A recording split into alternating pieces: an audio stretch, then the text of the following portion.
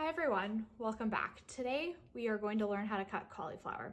Now while it's tempting to just kind of go at the cauliflower, you're gonna end up with crumbles everywhere. So we wanna make this method a little bit easier to get those perfect florets.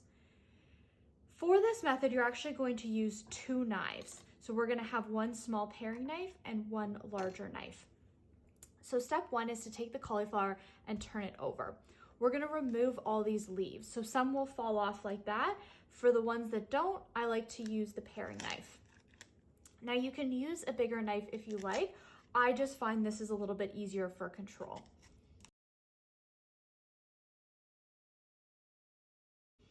Once you have most of the leaves removed and you can see the stem, this is where the paring knife really comes into handy.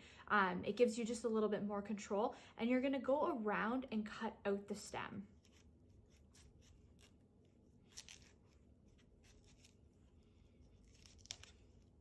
And it should pop off like this. Once you have the stem out, you can finish cleaning up any of those leaves that are left.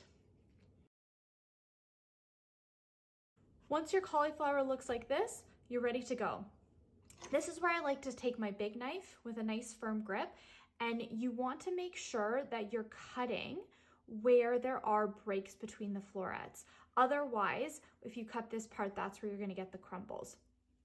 So I'm going to put a slit right in the center, and from here, it takes a little bit of strength, but you'll find it will pop apart. And now you can start cutting those florets off. Now you'll notice that some of your florets are bigger than others. If this is the desired size of your floret, then you can take these size pieces and put them aside. For these bigger guys, the key to keeping that crumble down is to find the breaks in the cauliflower stem.